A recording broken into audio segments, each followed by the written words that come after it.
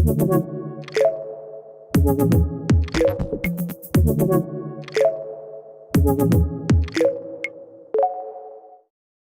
everyone, welcome back to our interview series From Idea to Abundance Founders that are defining the innovation bull market. I'm your host, and today I'm sitting down with Ivan Schwartz, the managing director and founder of Be Rewarded Group, which is the parent company whose primary activity is driven through its subsidiary Points for Purpose.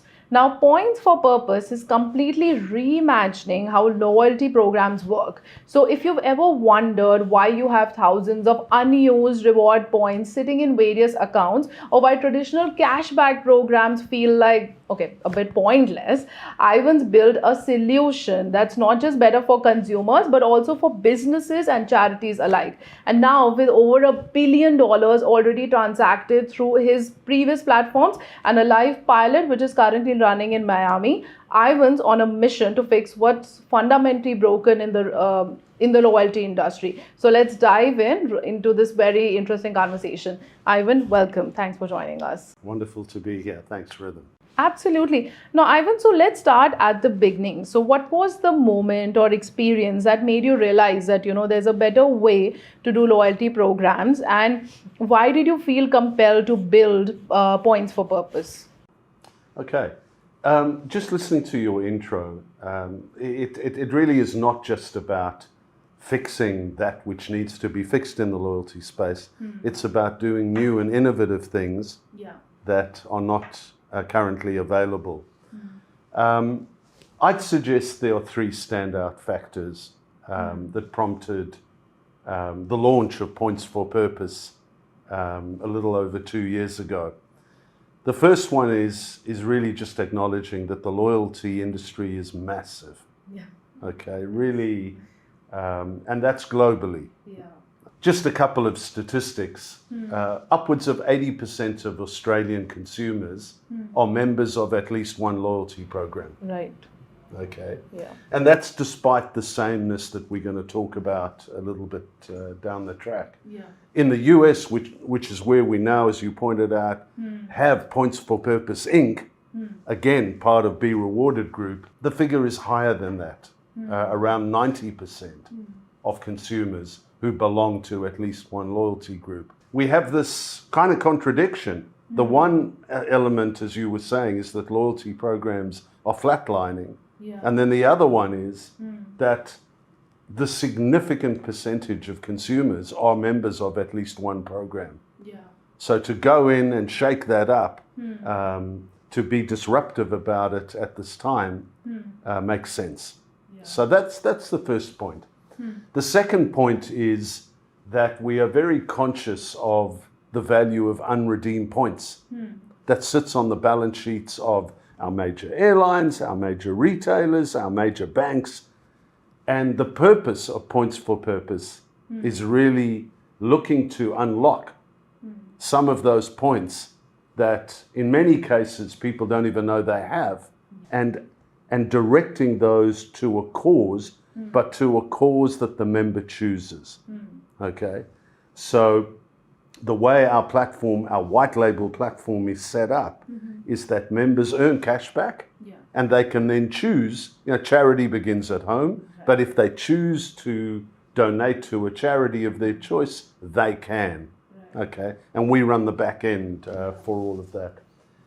The third one, which has really been very interesting over the period of the last 2 years, Rhythm, is that there is no question that when it's done well, enabling people to choose how they wish to redeem, whether that's for themselves or for a cause, drives retention.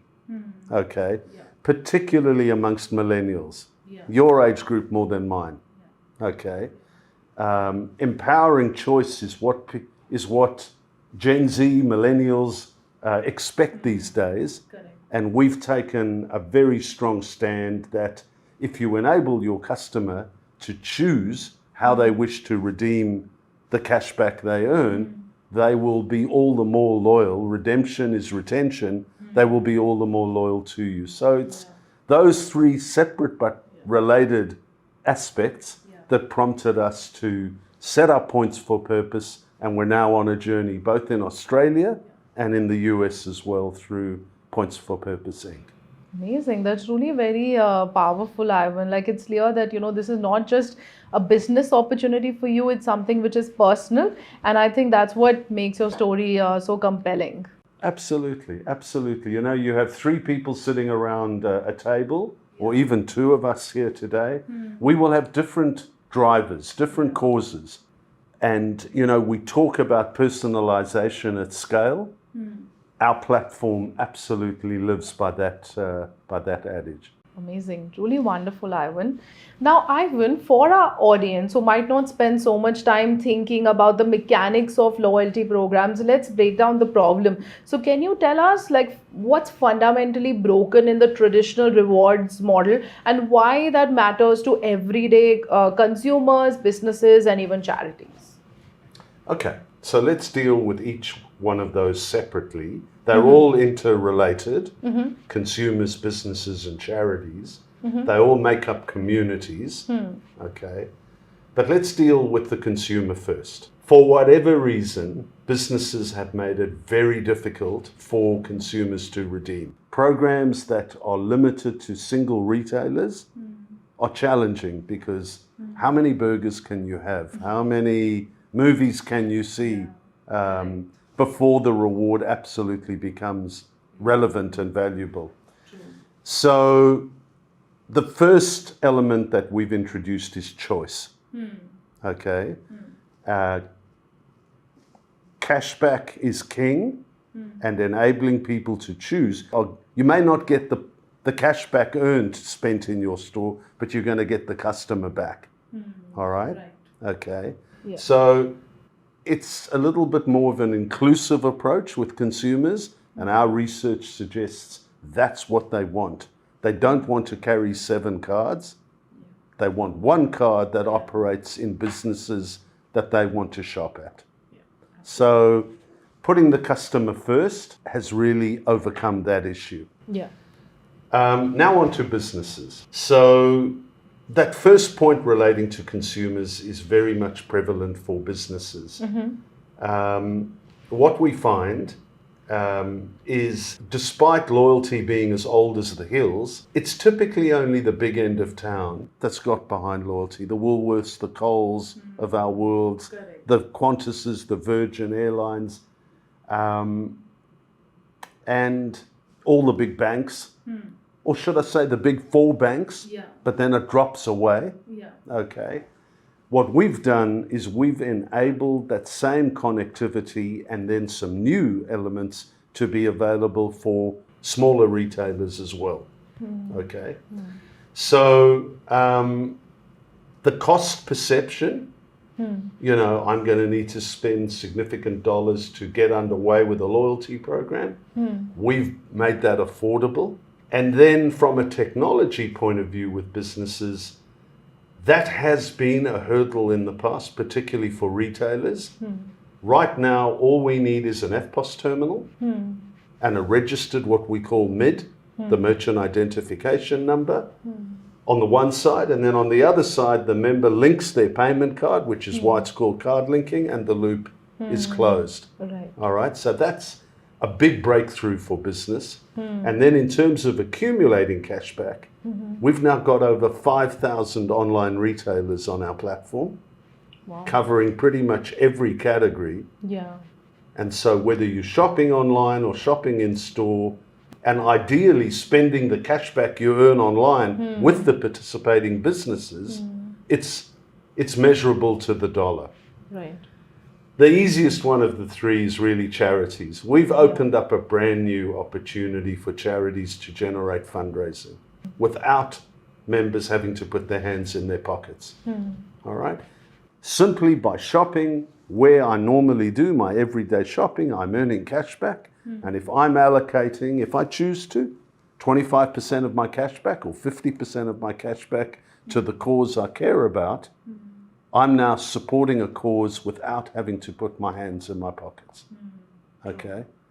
And so each one of those stakeholders, and of course, right now in Australia, we've got about 2,500 charities on board, reaching about 3 million people. In the US, We have every single charity on the IRS database, 1.8 million. Wow. Okay. Wonderful. And in fact, we even have a little asterisk that says, if you can't find your charity, let us know and we'll bring them on board. Amazing. Okay. Yeah. So it's an emotive connection, it's a transactional connection, and all of that is quite unique and inclusive in our platform. Wow, truly very impressive, Ivan. And you know what I love about points for purpose is that you're not just solving one side of this equation, you're actually solving it for everyone that is involved, which Absolutely. is, you are actually addressing the entire system, which is truly very supportive, for the customers, businesses, and also the charities involved. True, Rhythm, and it's measurable. It's one of the few marketing channels out there that is measurable to the dollar, and we encourage that conversation with our businesses. Now, Ivan, for my next question, can you walk us through how points for purpose actually works from a consumer's perspective? So let's say I link my card, I go and shop. So what happens next? And what makes this different from a standard credit card rewards program? Before you link your card, the real question is how can you join? All right? Yeah. Okay. Linking your payment card is optional. Yeah. Okay. Because in fact, online, you don't even need to link your card. Right. That's tracked with cookies. Right. Okay. But shopping in store is definitely card linking. Yeah. All right. So from a member perspective, they can join online simply through their web browser. They can join through an app, or when they're in store, provided the store has access to the internet, which most stores now do, you can join in store as well. So the joining process is typically put up your email, enter your mobile number, and you're away. Your email becomes your unique identifier. Right. That is linked to a code, your membership code, that's unique to you. Right. All right? Once you've joined by registering your email address, you then have the option to link your payment card. Okay. Visa or MasterCard, debit or credit. In Australia, in the US, we have Amex as well. Right. All right? Once you've linked your payment card, all you then need to do when you shop in a participating store that's registered their MID is to use that payment card. Okay. No extra plastic. Yeah.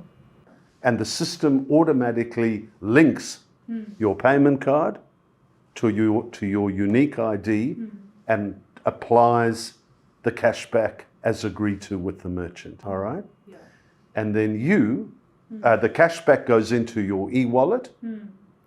And we're now doing some really interesting stuff with a number of partners who are saying whether they be utility or whether they be health insurance, you can now allocate the cashback you earn to pay your rent, to pay your insurance, to pay your gas bill.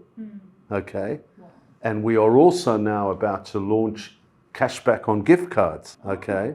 So the opportunity to earn cashback from multiple sources, over 5,000 retailers, over a period of 6 or 12 months, the cashback you earn can be significant, really significant. And then you decide what you want to do. You want to take your family on a holiday, you want to support a cause that you're passionate about, that's your call.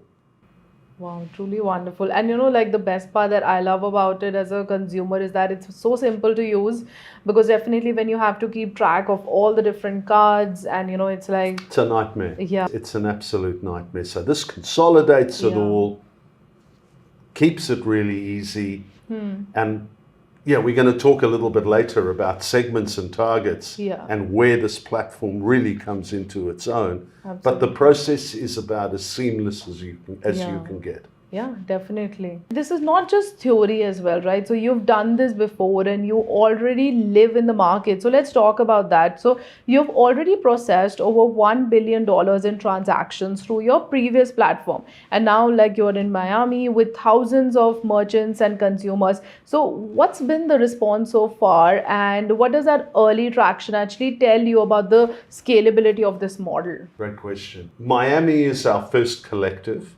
We call it Community Rewards.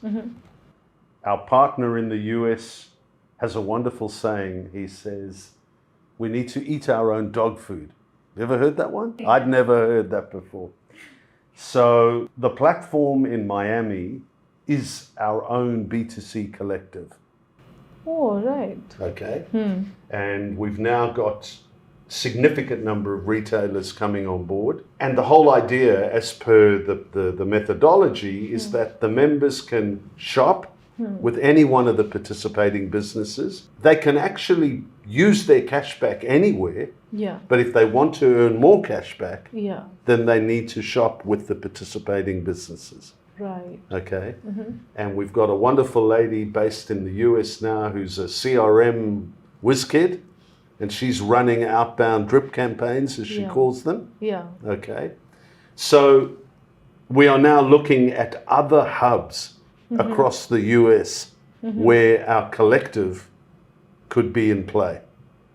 Okay. Wow. Yeah. But beyond that, we are now, together with Joni, our CRM expert, we are now starting to target retail networks like franchise networks and credit unions. Why credit unions? Because people helping people. And then the third area that's particularly interesting is shopping, as the Yanks call them, shopping malls. We call them shopping centers here. Right. Why? Because we can deploy our platform across literally any FPOS terminal network. The previous history that you mentioned was B2B, okay, in the building industry. And every time we try to go B2C or B2B2C, we came up against point of sale providers. But now with card linking, we've overcome that. Ultimately, we do look to talk to the point of sale to be able to pick up what they call the SKU, the stock keeping unit. But we can run very, very effective loyalty programs without touching the SKU. The SKU is the holy grail. Yeah. But, you know, whether it's based on the time of day, whether it's based on the value of the transaction, whether it's based on how many days you haven't been in and to bring you back, to increase the frequency, the transaction value, all of those elements are right out of the box card linking. Wow, amazing. And, I think what's really exciting for investors is that you're proving that this model is working in real time and not just on your pitch deck. Absolutely. We are in there. We have literally funded this internally to this point.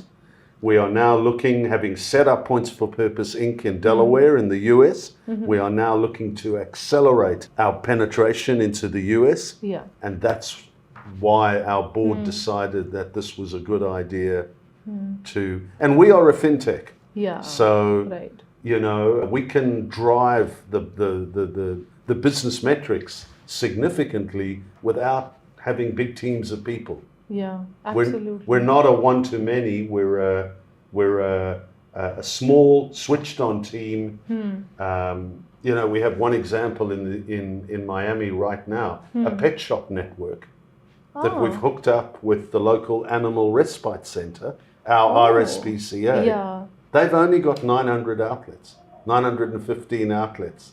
Wow. Okay. We're dealing with a credit union group in the southern part of America, what's called a league. That's an amalgam of credit unions that have more members than the population of Australia. Yeah. Okay. Yeah. So the big move for us was to get established in the US. And once we can secure the funding we are looking for, we are in a prime position to drive our revenue and bottom line beyond this point. Yeah.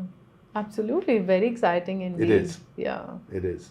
Now let's talk about what comes next. So you are raising 2.5 mil to expand across North America. So can you take us through what the next 2 to 3 years look like which cities, which partners, and what success looks like for both the business and the communities that you're serving? Sure. So we have an expression that we use internally. I don't know how common this is. We talk about bottom up and we talk about top down. All right. So bottom up is what we are doing in Miami. Yeah. That's the collective. And as you would know, unlike Australia, where we only have, you know, a small number of metro hubs, the US has many, many, many of them. Yeah. All right. Yeah. So we're starting to see traction in Miami. Yeah. What our game plan is to look to a local aggregator, which might be a major retailer with a store that we can build a community around. It might be a credit union that's in a given zip code or postcode, right, that is looking to further entrench their position. And so community rewards becomes a collective that, with the lessons we've learned in Miami, we can now replicate. You know, I don't know what the potential of that is, but, you know, if you think about this Miami and we're operating in one, think of Parramatta within Sydney, that's where we're at with Ironside in Miami. right, Okay? yeah, It's a small precinct within a greater a greater environment. So the bottom-up approach is to identify aggregators who then become the hub of these communities as we take them across America. yeah, And we already have interest from parties wanting to be those aggregators, and we're just managing with limited resources how we deal with that.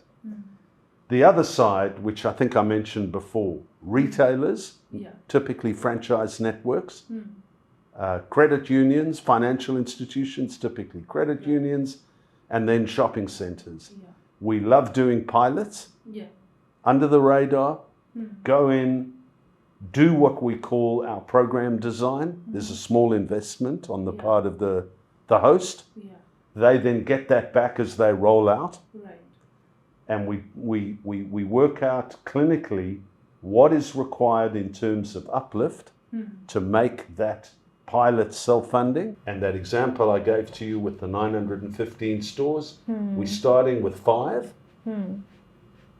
And we like the smaller the better, because then we can manage it. correct, But the conversation with the host is, what does success look like? What do we need to do to get there?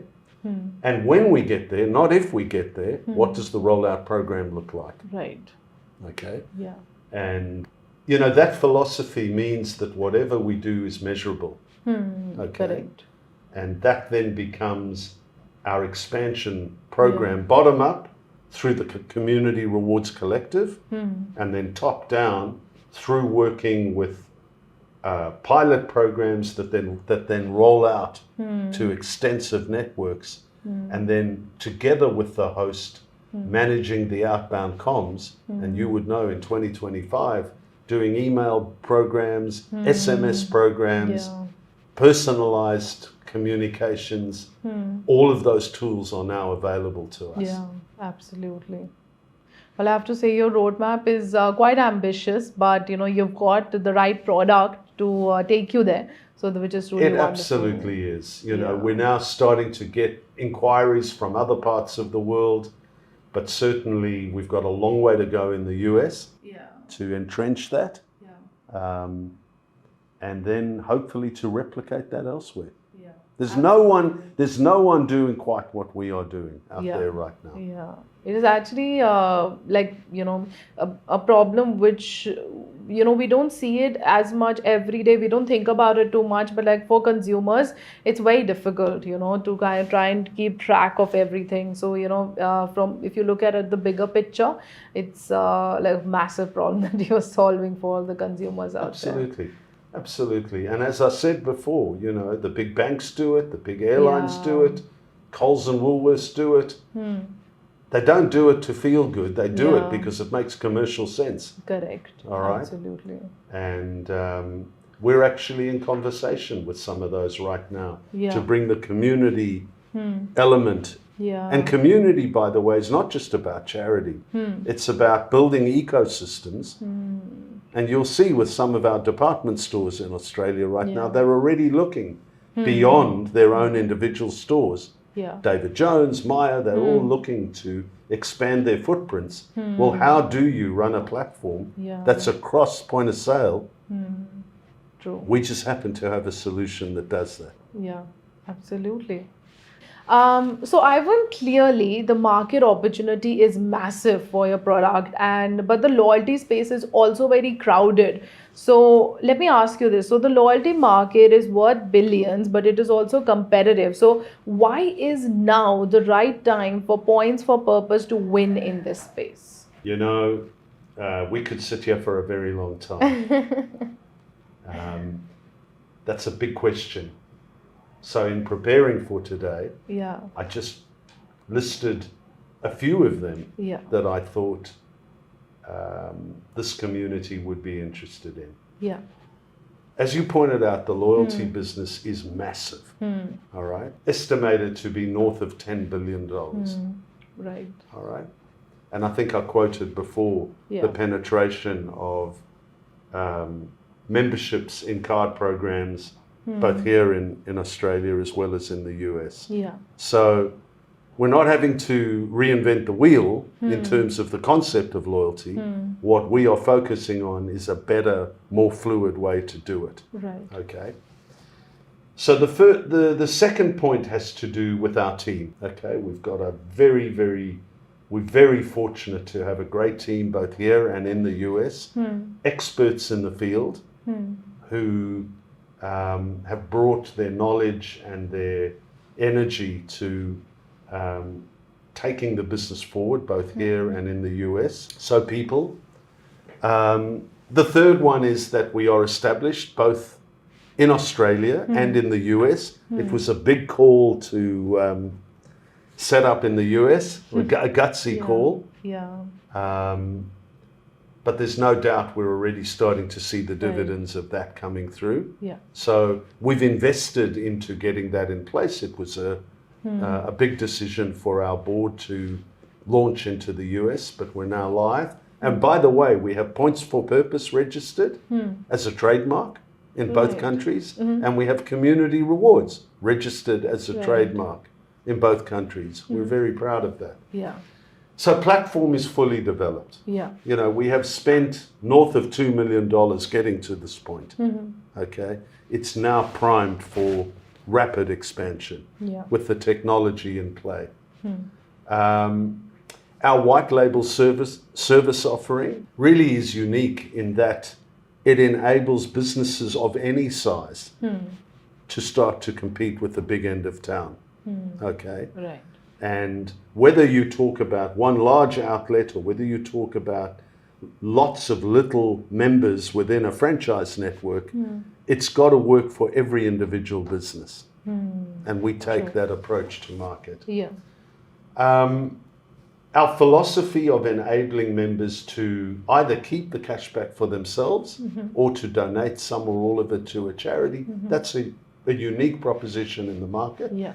Others can potentially copy us, but we're ahead of the pack. We've been developing this for a period of about 2 years, and we do monitor what's out there, and we haven't seen anything that really opens up this possibility as it does.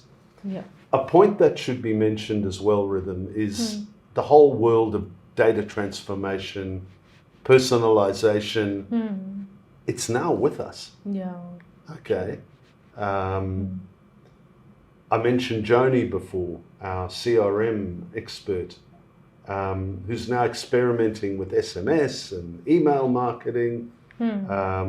Provided you do adhere to the privacy legislation that's in play, which needs to be considered, the ability is there right now with the technologies that one has access to speak directly to people at when they want to be spoken with offers that resonate to them. And that's what we have in place. And then the last point, I guess, is what I touched on before. We are a fintech. Yeah. Okay. Our ability to generate significant income and profitable income is there without having to invest in peripheral expense elements that a lot of other businesses would be labored with, so that the opportunities typically associated with a fintech is very much inherent in the Be Rewarded Group Points for Purpose offering. Yeah, absolutely. Well, it's wonderful to learn that and about the work that you are doing. It's actually very rare to, see a business model that's generally creating value for consumers, merchants, and also the community, which is a very big part of what you're Absolutely. doing. Okay, so for our viewers watching, you just heard about points for purpose. So if you would like to get in touch with the team, please see the details on your screen. And if you want to meet Ivan and his team in person, please join us at Emergence 2026 happening on 18th, 19th and 20th of February at the Four Seasons Hotel in Sydney. This is Australia's premier gathering for investors, family offices, high growth companies, and we love to see you there. So you can connect with Ivan and his team. Thanks for watching, and thank you so much again, Ivan, for My sharing pleasure. your story Thank you, with Rita. us. Thanks for setting this up. Absolutely, our pleasure. Thank you. Thank